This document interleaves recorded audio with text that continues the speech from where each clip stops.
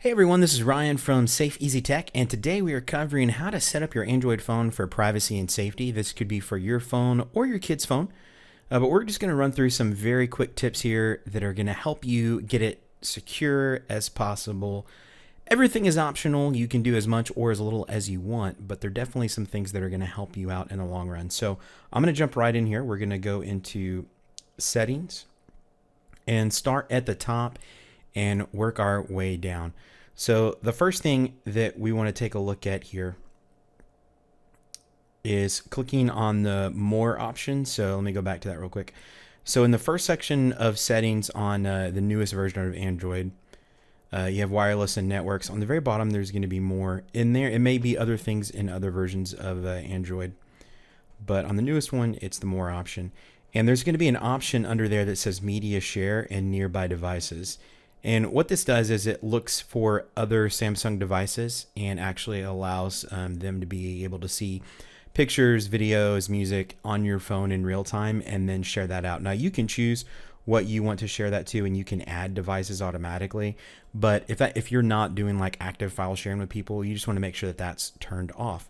So that is item number one in the more menu. And then if you keep scrolling down and look in the actual phone menu itself, there's not a ton of stuff in there. You can look through there, but there's not a lot of security stuff. Where we do start getting into security big time is the personal options. So in personal, the first thing that you want to take a look at is location. Now this is the location sharing for your phone. It's how it actually, the apps can access this to access your location.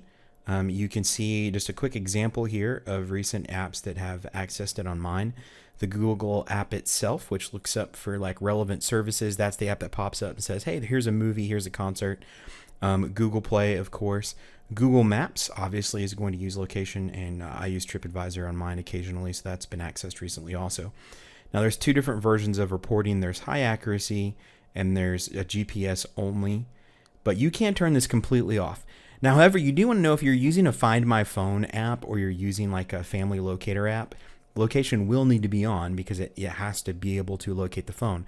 But you do have the option, if you don't need that, you can turn this off and there is no way that your phone can access where you're at if that's turned off. I mean, through normal means. So that's a good one to turn off if you do not need to use it for like a Find My Phone function. The next option here is lock screen and security. So the first thing you want to do is set up your screen with a locking pin or fingerprint or something else. There's lots of different ways you can lock your phone, but you get to that there. I'm not going to put my pin in because I don't want to have to change it. And the other thing you want to do here, make sure that you have unknown sources off. Typically, you never need to turn that on unless you're maybe an advanced user, but that prevents you from being able to install apps that aren't from the Play Store itself. That way you can't get something installed on your phone that you're not going to like. The other thing that's being turned on now is either an encrypt SD card or it may say encrypt data. And you can actually click on that option and it will encrypt your card so that it cannot be read. Now this is great if you use a memory card for storing videos, photos, maybe just documents in general. And if your phone was lost, your phone would be locked because you use a passcode like I just showed you how to set up. But maybe you're worried about someone pulling your memory card out. This is going to make it very, very difficult on that person to pull that memory card out and actually be able to access that. Now, the data still will be lost. You're not going to get the memory card back, assuming that someone steals it and doesn't give it back to you. But you have very little to worry about of them being able to access that data if you've done this function, because it makes it where the card can be wiped out and used again, but it can't actually be accessed. So follow the instructions. It's going to differ from phone to phone. On mine, it's asking me to plug it in, and it says it can take a while.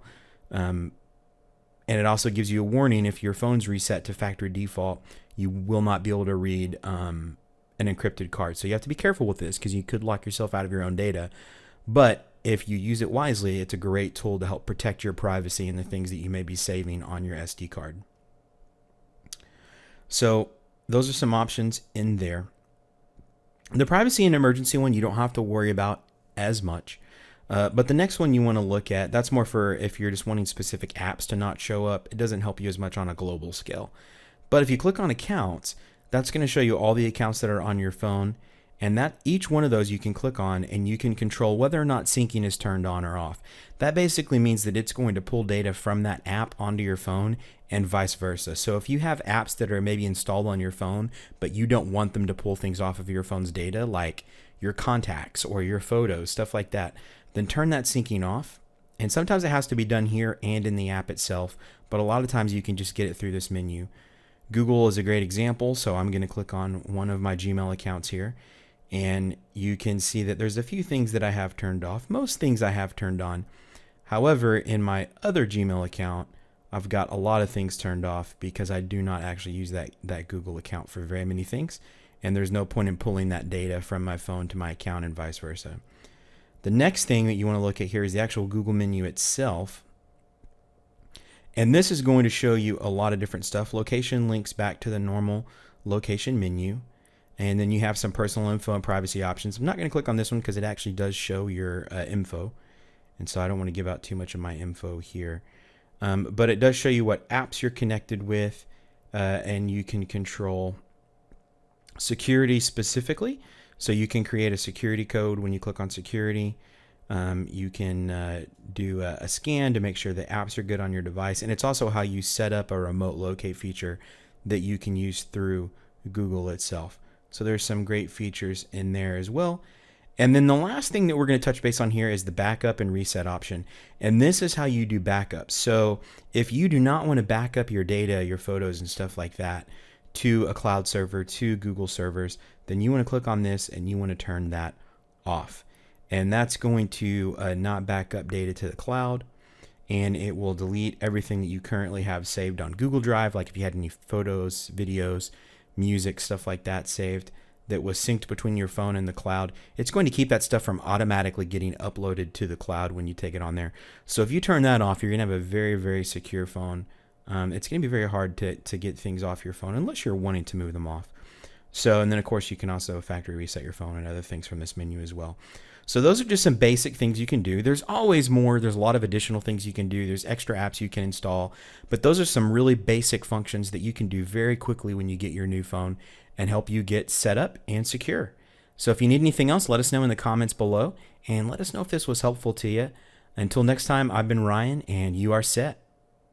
The Google Play Store is up. This is mine. So over half of apps are actually found by searching in the Google Play Store. They're not word of mouth. They're not seen on something else.